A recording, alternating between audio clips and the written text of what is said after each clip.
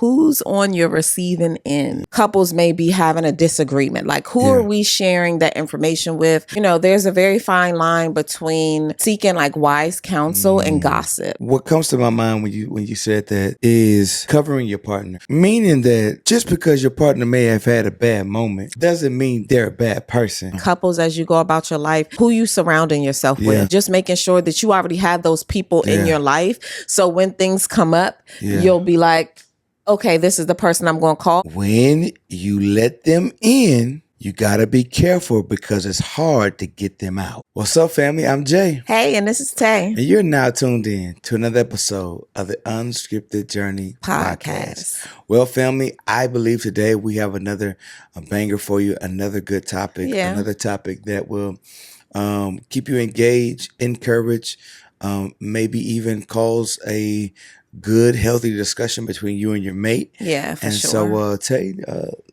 walk us through. So today we're going to be talking about who's on your receiving end. Yeah, I like that. So today I wanted us to take a moment and talk about like, who are we talking to in those moments where couples may be having a disagreement? Like, who are we sharing that information with? How are we processing that information? So that's where I kind of got the topic of who's on your receiving end. No, I like that. Yeah, I mean, it's inevitable as couples or as partners that you're going to have disagreements with your person, Most right? Definitely.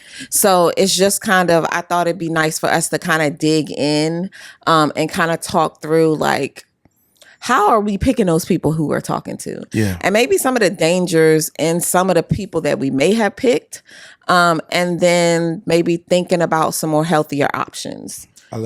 For people to choose from. And, you know, we're always talking through our own experiences and things like that. So, you know, definitely I'll talk about some pitfalls, you know, we may have overcome. But yeah, I think this is a good topic for couples. No, most definitely. I really think it's a good topic for couples for on many levels, right? When you are going through relationships, walking through it, you have to find out early who are the people that you can talk to, right? Who are the people that you can't talk to, right?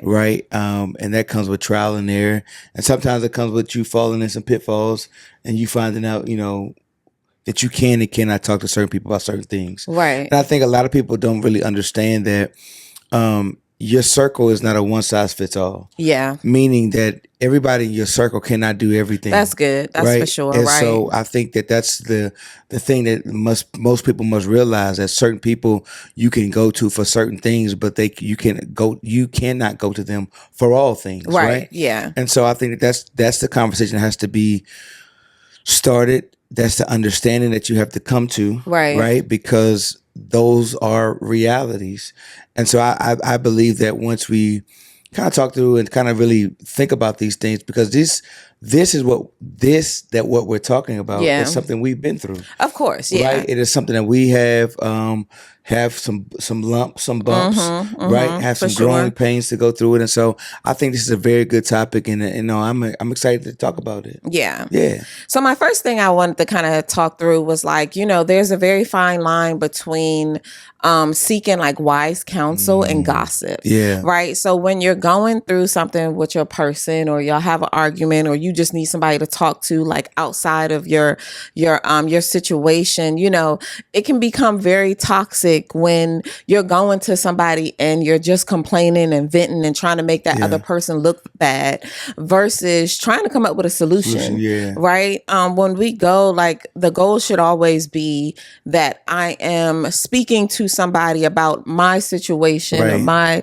like, the argument or the frustration that I have in order to try to get a good solution, right? Not just to make them get on my side or to make me look any better or try to get a I'm right, you wrong type situation. Most definitely. But more so try to get a solution on a better way to go about it, or how can we resolve it, or, you know, give me some good tips. I would say, even at this juncture right now, you know, we seek people for counsel when we have disagreements. And I think my main thing now is definitely like, okay, what could I have done better? Right. How can I go back and redo this? Most but definitely. I will say, definitely, it was a definite time. Yeah. When I was venting to my friends, like, girl, you won't believe what happened. And can you believe that this happened? And like, how dare he? You know what I mean? But, as you get older, you get a little wiser. And then you realize that, like, okay, what's my goal here? Because after having that conversation, I just feel really good about myself. But at the end of the day, I still got to come and look at you, and I still got to figure out how to move forward. And I think that that's a very good thing, because what comes to my mind when you said that is covering your partner. Yeah. Meaning that just because your partner may have had a bad moment, right, doesn't mean they're a bad person. That's true. And I think sometimes when we vent and have these conversations, I think, and I'm not saying we do it intentional. Yeah. But I think sometimes is that we can lean towards making our mate look bad. Yeah. And then making us look better. Yeah.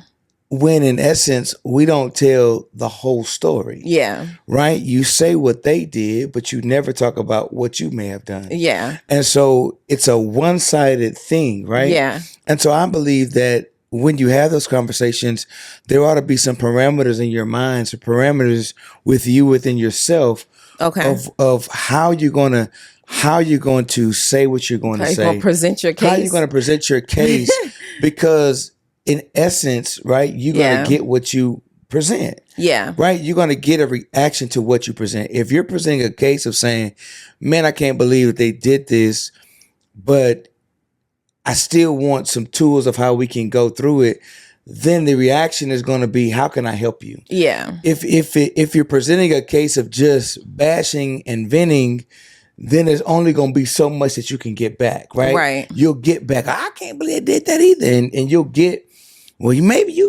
this ain't it for you, or maybe you should leave. You know what I mean? Yeah. And so I believe that when you have those conversations, there ought to be some boundaries within yourself. And when I say boundaries, I'm not saying, because some people you can say some things to. So I'm not saying boundaries. I was about to say the same thing, but I'm saying more. I'm saying more in boundaries of how you present it. Yeah. Yeah. I definitely agree with you that, in a very mature state to be able to present your case in a mature way. But I will say this as because I'm always talking about like guardrails, right? If you are not in a mature state, for those people who know that, like, hey, I'm not in that much of a mature state, but let me find some mature people that I can seek some wise counsel from. You know what I mean? Because I can be in a very immature state and I can state my case just like how you said it. And they definitely will be like, yeah, but you know what I mean? So I think that could be a good guardrail for people too. Like, if you are aware of, like, hey, I am not in a mature state right now, or I'm just not that mature, period, right? Because I think a lot of us have been there. A lot of us may be there when it comes to these disagreements. Because a lot of times we're in our emotions. Okay, well, let me make one wise decision.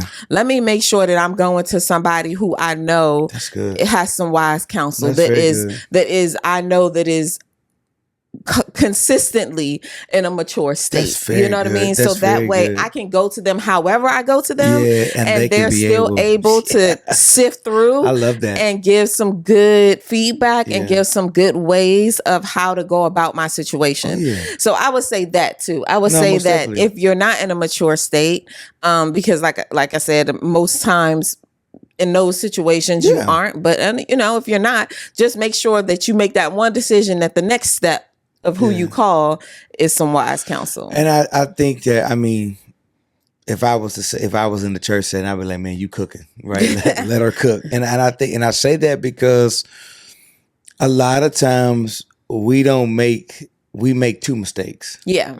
We're immature and we seek immature wisdom. Yeah. So if, it's one thing to be immature, but it's nothing to be mature enough to be like, let me just make sure I got some wise counsel. Right. And I think that the Bible teaches us about wise counsel, right? It talks to us about having wise people around you. Yeah. And I think that's very important, right? Yeah. And I want to say for us, even though going through our marriage, one thing I can always say is we always were surrounded by around wise counsel. Yeah. Whether it was selected or non-selected. Right. And I think that's another thing, another step. You have to be able to recognize when you have wise counsel and when you don't have wise counsel, Yeah. right? Because I think that was a thing for us that we always had wise counsel. I go back to it. Our parents, our parents were so wise that they set us down. Yeah. Right? I never forget, after we had our wedding, my mom orchestrated like, okay, on Sunday, because we got married on Saturday, on Sunday, I need time, we need time with you all. Yeah. And your mom and dad, my mom and dad set us down and gave us just great wisdom. Yeah. Right? And it was just like, I would never forget it because a lot of that wisdom carried us. Yeah. Right? And yeah. I know it definitely carried me that when we had those rough times. So I think that's what you said was a very good point that I believe everybody should, pay attention to and even write that down. Yeah. And I think that's just a pointer, like as you go about your life, like couples, as you go about your life, just like you talked about, just who you surrounding yourself with.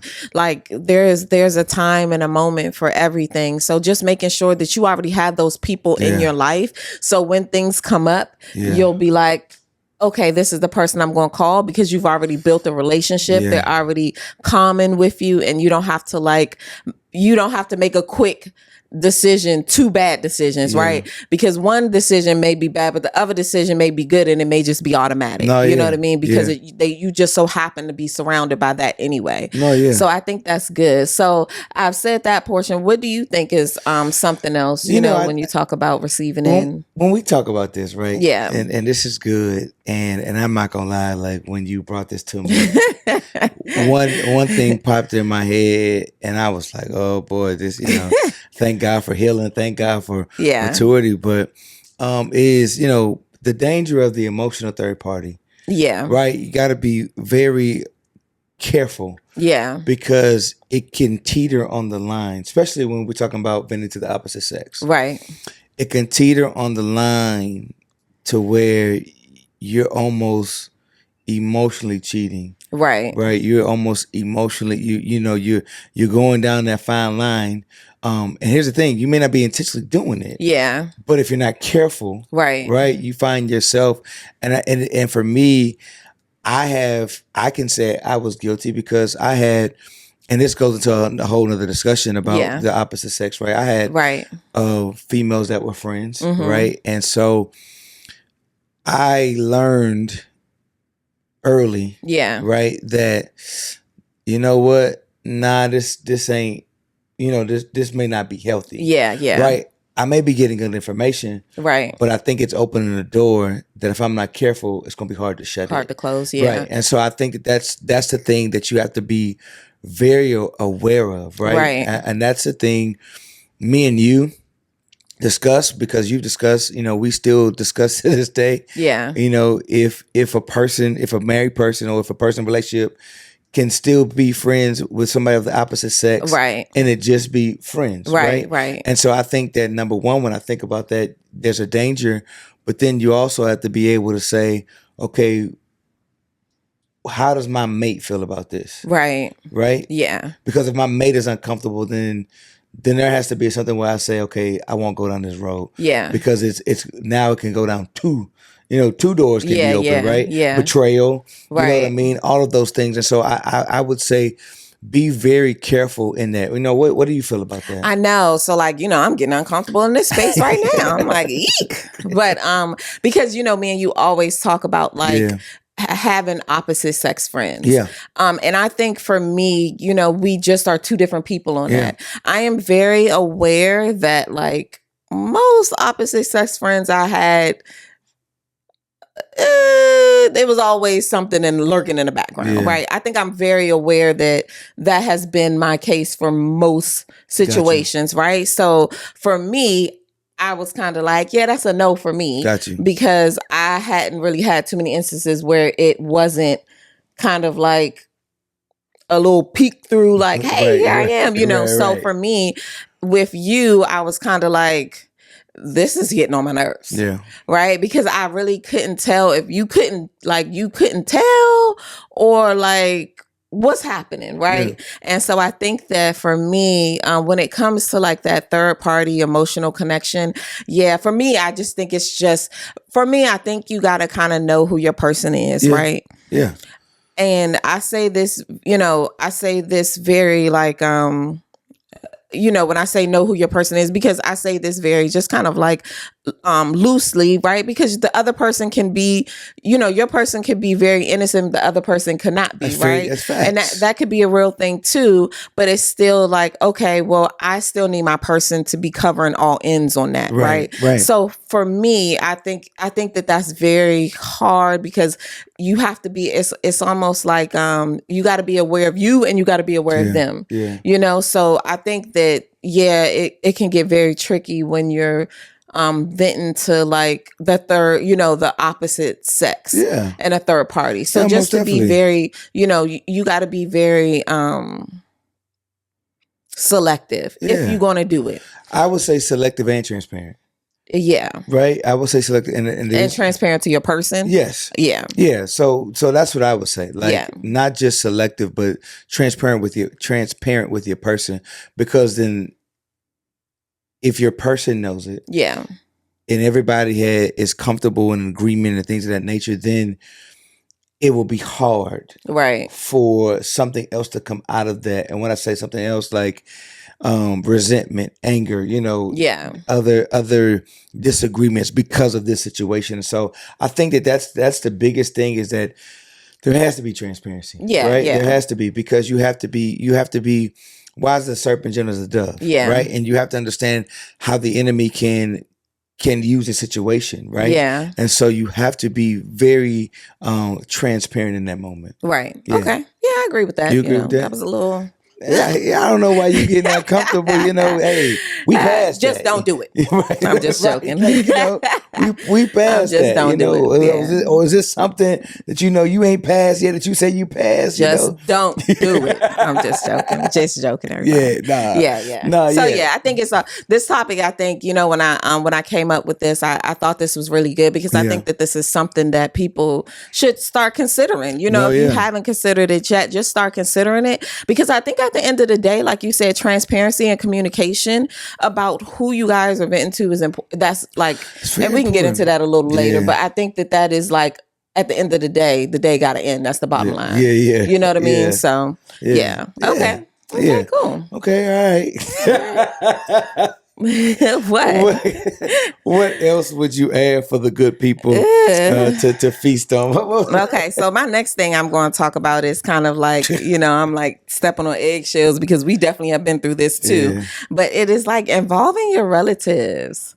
Like, how I feel about that. My goodness, don't do it. Right.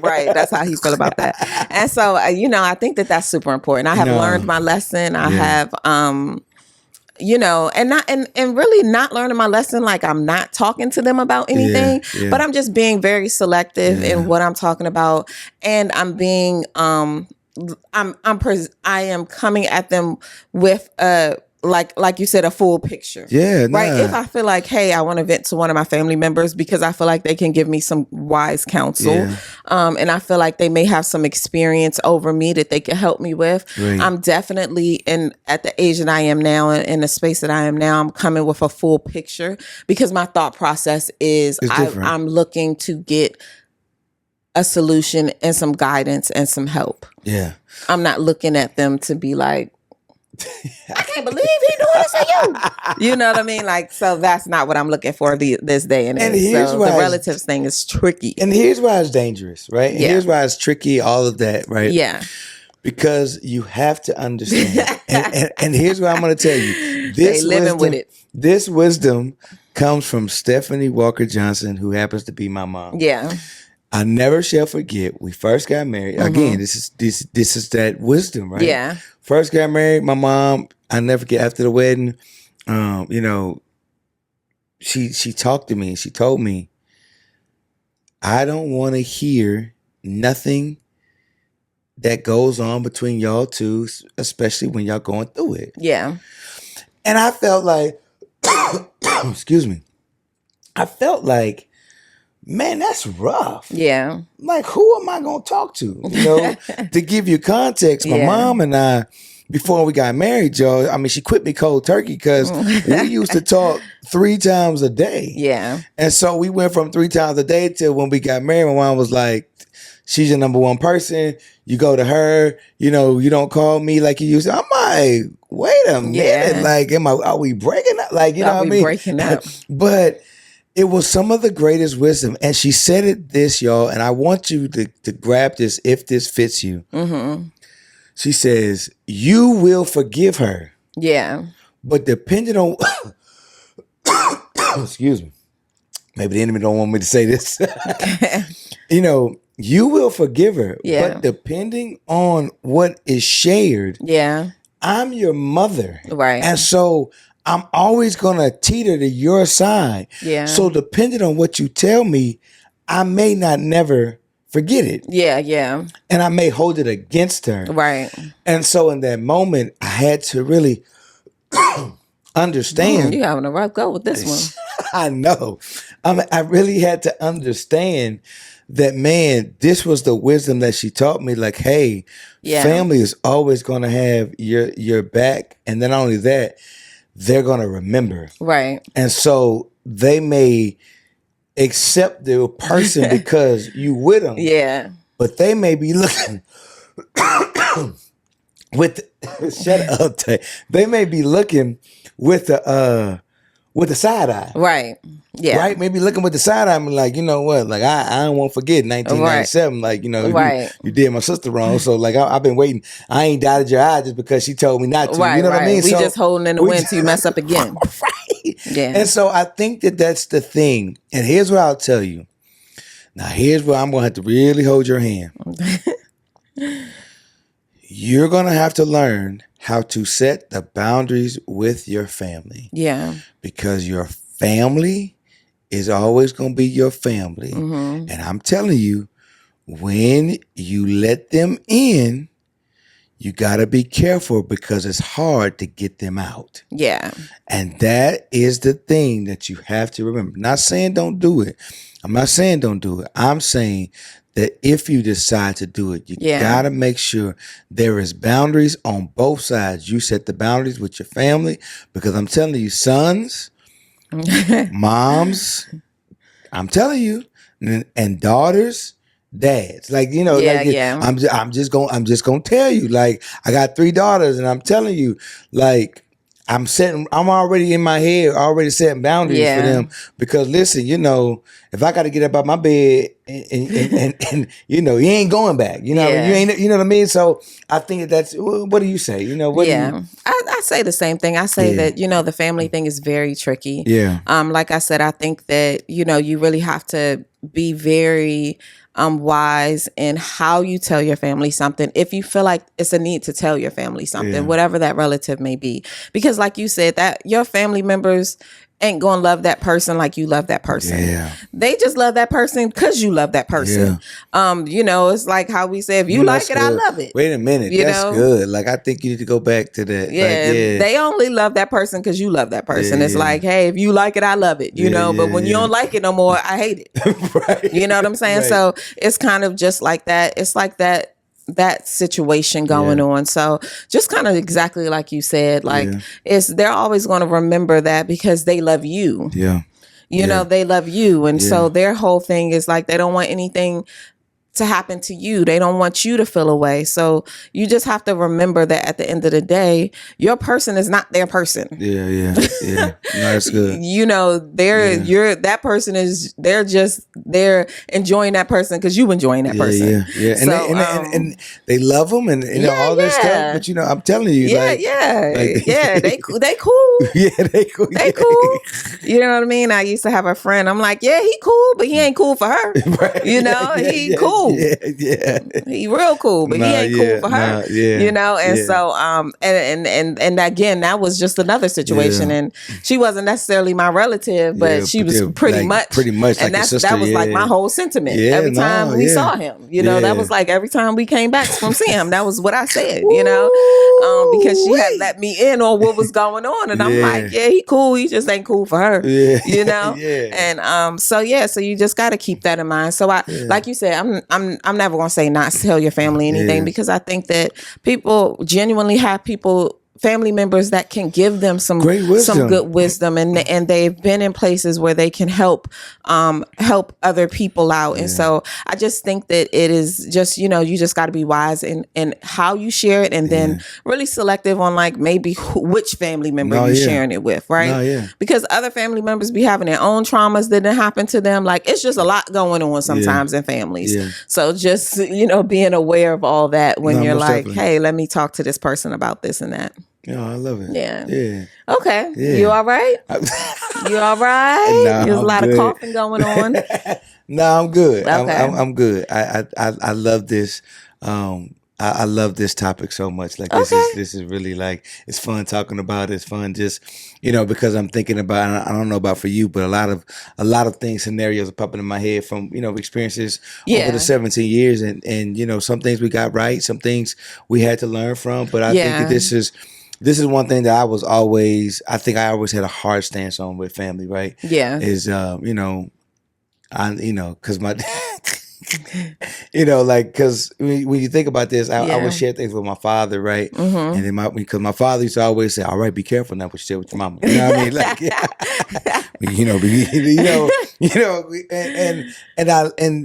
and it's true, right?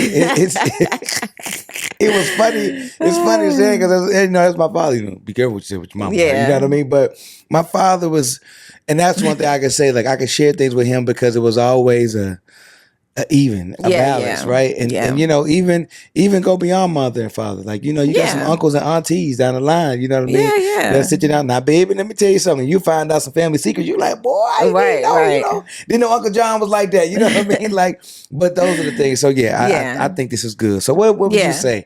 Because we're getting down to the end, and what would you say? What would be one more thing that you would tell the good people? Something I would just say is like the takeaway. I kind of mentioned it before, but I just think to tie all this up, if I was to tie all this up with a bow, I think at the end of the day, what you have to do is just communicate with your person, get some protocols in place. I love that. Because, at the end of the day, it's like, okay, who do we feel like are safe people to share our situation with, right? That's so good. I think that's just at the end of the day, that's it. Yeah. Like, if I agree, even if the person is the opposite sex, if I agree, like, oh, okay, I feel like that person is somebody safe to share that with, then that's our agreement. Everybody's situation is going to be different. I may say, no, I don't want nobody the opposite sex. And I only think we should do married couples. I think it's just communication between you and your person and finding those boundaries and finding that protocol. Like, who do we feel comfortable with? You know what I mean? Because like I said before, everybody has different experience. Like I said, my experience with the opposite sex seems to be a little different than your experience with the opposite sex. So, okay, cool. What do we agree upon? You know what I mean? So I think that's the one takeaway that I would say is that when it comes to who's on your receiving end, just make sure that whomever it is, it has been established between you and your person, that person or those people are safe places that you both feel comfortable, that either one of you can talk to, and you both feel like at the end of the day, they will guide you in a good direction and give you some good godly advice. And they have some experience and wisdom on things to be able to help you out. That would be my takeaway. I think that's very good. What would yours be? I was going to pick it back a little bit about what you said. Okay. Like, I really like that, the parameters, the protocols. Right? I really like that because I think that when there's protocols that are established and that are set, I think that you're on the right track, and then you're on the track to continue to have a healthy relationship. Right. And so I think that is very key, right? That I would say, because I wish we had that kind of peace for sure, with us. And so I would definitely tell everyone who's listening and who's watching, set those protocols. You know what I mean? And be honest in what you're comfortable and what you're not comfortable with. Exactly. Because at the end of the day, the goal is for us to be better. The goal is for us to receive wisdom, and the goal is going to be forever for us to be on the same page. So that's what I would say. But I want to say to that. But the other thing I would say is the big thing for me is, man, always remember to cover your partner. Yeah. If I can't, you know, if you don't get nothing else out of this, yeah, cover your partner. And what's covering your partner look like? What would you say? That you can vent without bashing your partner. Okay. Like you can vent without making them look like you know, Satan that spawn, you know, Satan, yeah. you know, Satan's cousin. You know what I mean? Like I believe that because you know, I believe that you have to learn how to still cover your mate because your mate ain't all that bad. Yeah. Because if it was all that bad, you never got with him. Yeah. You know what I mean? Like, you know, like you're having a rough patch, right? Yeah. You're having a rough moment, but like, you know, I really can't stand, and I can't, like, I don't like it, right? It's a pet peeve of mine. Yeah. That you would talk bad about your mate in a way that you're leaving them uncovered, not covering their reputation, right? Okay. Like, and so, you know, and I'll be honest, like, you know, I have people I've been to, and you know, I always teeter on this way is I never want you to look like a bad person. Yeah. Right? Like, you know, there's some traits that, you know, the Lord's still refining. You know what I mean? Excuse me? You know, there's some things, and hey, and I'm gonna say this: it's the same way. It's the same my way, right? I thought you was talking about yourself. And listen, I'm talking. Listen, you know you. Look at that eye roll. You know you. Like, but I think that you know you have to understand, like, your person is human. You're human. Nobody's perfect, and so that's what I would say. You know, to tie it all, and you know, to tie it all together and close the door on it. I agree with that. Yeah, I agree with that. It's to cover your mate's reputation. Yeah. Yeah. As y'all see, I like to ruffle them feathers every now and then. I like to ruffle them feathers every now and then. Gotta keep on the toes, y'all. This 17 years of marriage, gotta keep on the toes. I'm on my toes, okay? I'm on my toes. Don't you worry when the mic turns off and the camera is off, she gonna be like, "Now what you been one week?" No, I'm joking. Yes. I'm glad y'all get a peek at us. But I mean, I like this topic. Yeah. I'm glad because when I presented it to you, it was kind of, your face was a little balled up. You kept saying, "You sure?" Because I listen. Cause you know, hey, I thought this was a good topic because I think this is a topic that everybody at some point is going to have to face. No, most definitely. And so, like you said, I agree with all the things you said, and I agree. I also would say this too, that just have this conversation up front because it's going to happen. Yeah, and you know what? It's going to happen. Right? It may not be just one conversation. Maybe conversations. Yeah. Yeah, but be open to it. Yeah, right? yeah, But and be open in the beginning because you don't want it to come, and then it's like, I'm calling Pookie right now. We have took those knots on our heads so that you don't have to. Yeah. So now, all right. Well, family, I pray that something was said to help you. That you got a couple laughs. That you got to see a greater insight of Jay and Tay of who we are. Yeah. And our unscripted journey. And I pray that this will help you in your relationship. This will strengthen your relationship. This will start some very healthy conversations and habits as you continue to do life together and love the way God has called you to love. Well, family, I'm Jay. And this is Tay. And listen, you were just tuned in to another episode of the Unscripted Journey podcast. See ya. See ya.